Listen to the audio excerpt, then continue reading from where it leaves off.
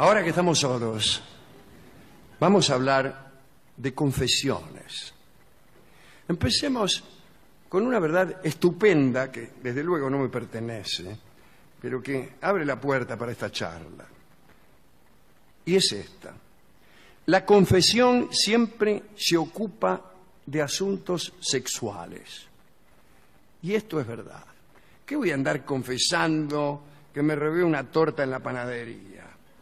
Las confesiones son interesantes si tienen que ver con asuntos íntimos. Si no, no. Hágase la siguiente experiencia. Permítasele a un señor cualquiera la oportunidad de quedarse escuchando en un confesionario. Y también la oportunidad de elegir de entre varios confesionarios aquel donde habrá de quedarse a escuchar. Después de una recorrida, se instalará seguramente este amigo del ejemplo allí donde la confesión versare sobre asuntos sexuales, no sobre almácigos pisoteados o sobre precios excesivos. No. Bien, aunque en los confesionarios también históricamente se ha interrogado a la gente sobre el orgullo, la mentira, en realidad las preguntas más importantes siempre se han dirigido a los pecados carnales, mucho más que hacia la práctica de la usura, los sacrilegios e incluso los crímenes de sangre. La confesión se ha definido como una acusación sacramental que hace el pecador lamentando sus pecados. Y todo esto, lo hace con el fin de obtener el perdón por el poder de las llaves. ¿Qué quiere decir esto del poder de las llaves? La fórmula hace referencia a las llaves de San Pedro. Así se llamaba el poder de perdonar que Cristo confirió a los discípulos inmediatos. Los protestantes dicen que solo a ellos, que solo a los discípulos. Los católicos dicen que a los discípulos y a todos sus sucesores. Lutero era adversario de la confesión justamente por este punto.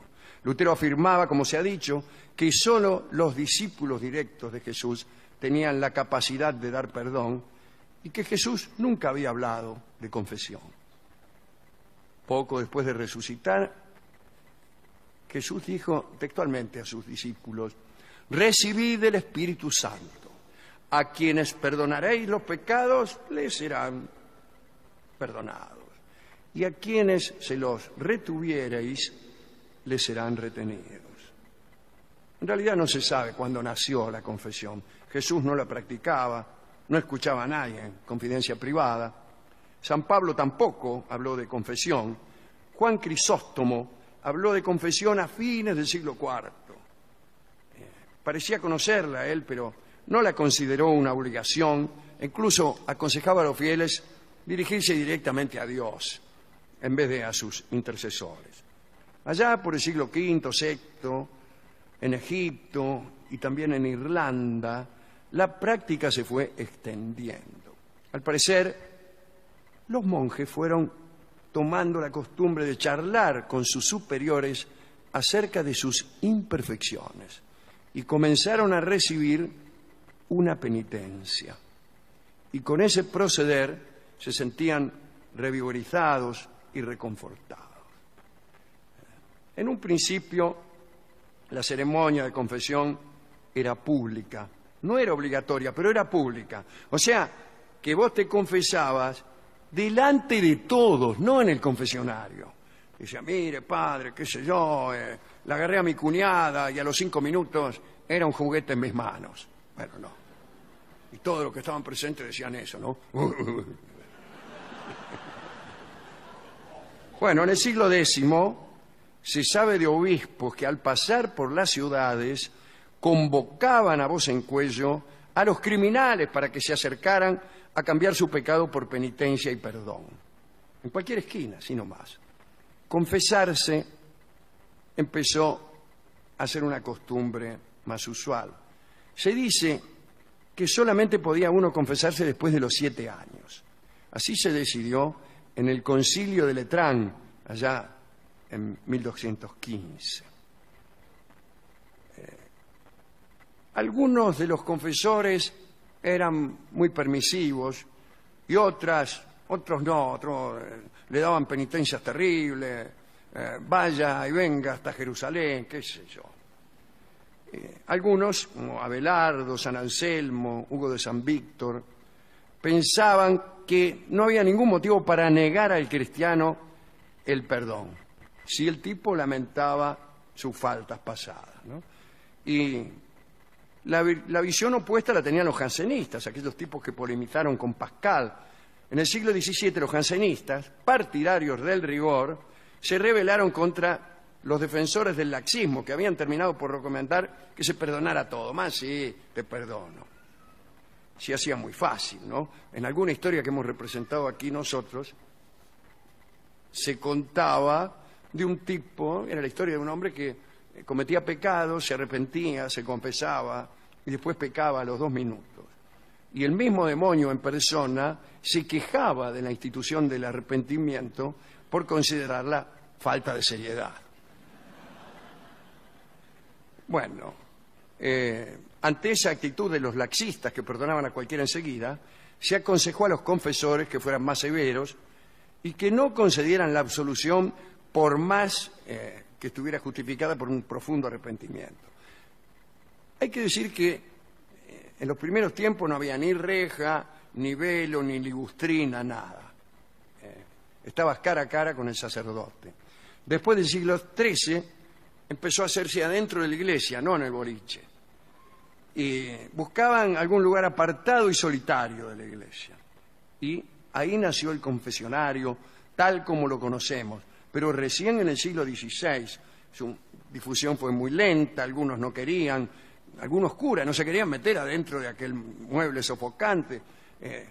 Dice, tiene algo de encerrarse en un ropero el confesionario.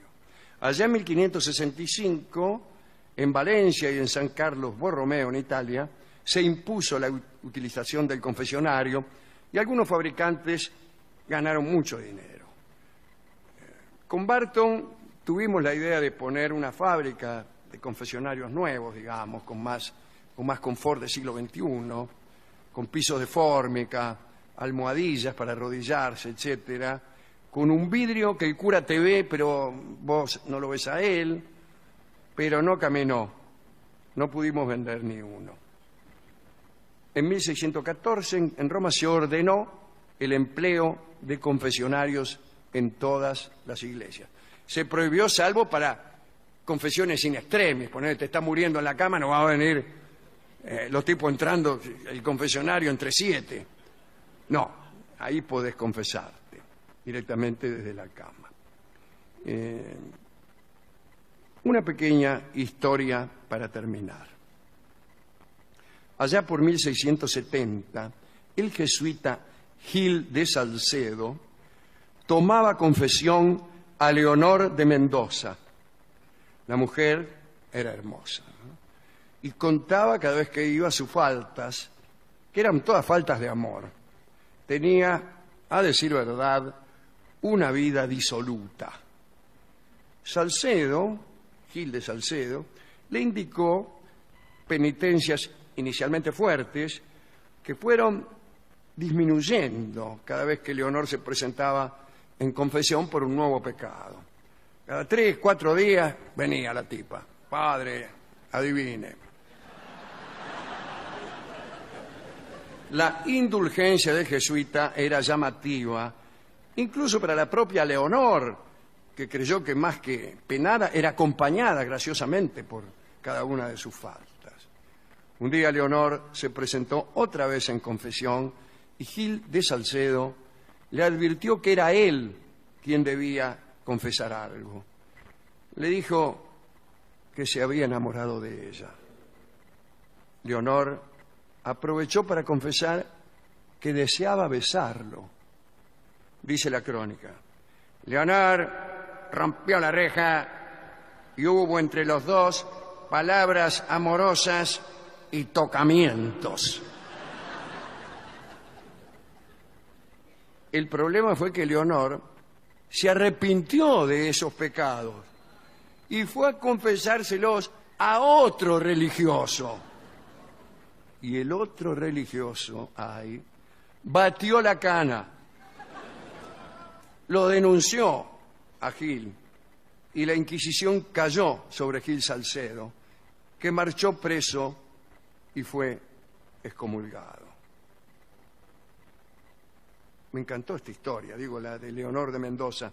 Hay que cuidarse de las Leonores de Mendoza, pero más todavía de los segundos confesores. Una última consideración, que es una consideración estadística. ¿En qué época del año se cometen más pecados? Yo he consultado a muchos psicoanalistas, que después de todo son confesores sin penitencia, y me han dicho que se peca más en verano. Se peca más en verano, me dijeron, pero los pecados mortales se cometen cuando hace frío. Así que las confesiones más escandalosas son las confesiones de invierno.